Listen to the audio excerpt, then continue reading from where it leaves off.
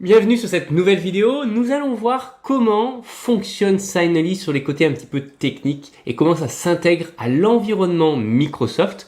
On va parler de Microsoft 365, nous allons parler de Microsoft Azure Active Directory et nous allons parler également de services email. Comment tout ça s'imbrique et globalement comment ça fonctionne. Alors, pour bien comprendre tout ça, le plus simple, c'est simplement que je vous fasse un petit schéma qui va vous permettre de comprendre vraiment l'imbrication de chacune de ces briques. La première chose déjà qu'il va falloir comprendre, c'est que Microsoft, c'est un énorme service, ou un groupement de services, et à l'intérieur de ces services de Microsoft, nous allons retrouver Active Directory qui est finalement la gestion de notre organisation. Donc on va parler de Azure AD. Et dans Azure AD, on retrouvera, quand je dis une gestion d'organisation, des groupes, éventuellement des zones. Si vous êtes sur une multinationale, sur différents pays, vous allez pouvoir vraiment organiser vos utilisateurs comme vous le souhaitez. Et quand on va déployer Signally, on va éventuellement pouvoir le faire progressivement, groupe par groupe, si jamais c'est ce que vous souhaitez. Signally est en réalité un plugin qui va s'intégrer dans Microsoft 365.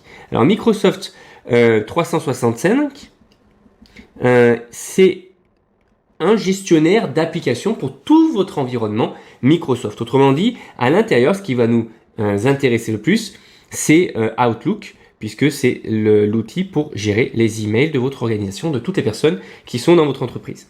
Donc, on va pouvoir représenter évidemment votre propre poste ainsi que le poste de tous les collaborateurs de votre entreprise. Et grâce à Microsoft Office 365, nous allons pouvoir globalement, cet ordinateur est pas très joli, voilà, on va pouvoir globalement envoyer sur l'ensemble des postes de vos collaborateurs la configuration, le plugin Signally qui permettra d'actualiser toutes les signatures de tous vos collaborateurs. Alors comment est-ce que ça va s'intégrer? Eh bien vous allez avoir de ce côté-là la plateforme app.signally.io sur laquelle nous allons configurer toutes les signatures par groupe, etc.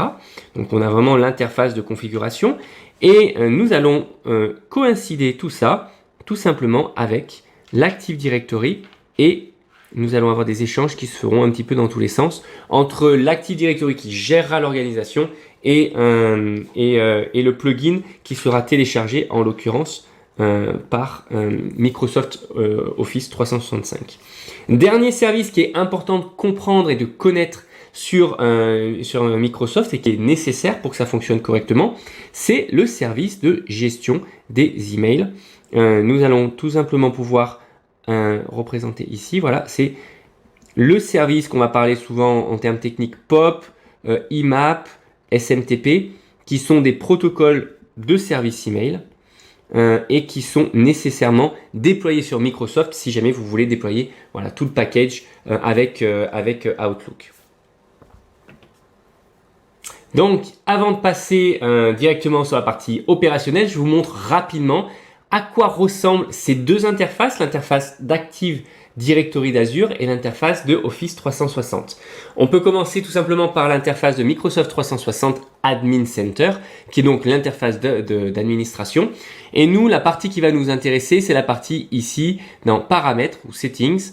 Et nous allons avoir ici Applications intégrées, où on peut voir donc pour mon propre environnement que j'ai déjà Signally qui a été paramétré.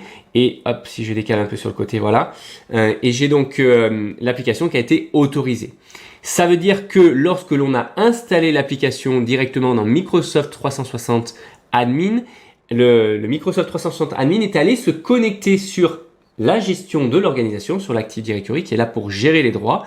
Donc si on retrouve maintenant l'autre interface, celle de Azure Active Directory Admin Center, on va pouvoir aller ici sur les Enterprise Applications, ou du moins les applications de l'entreprise.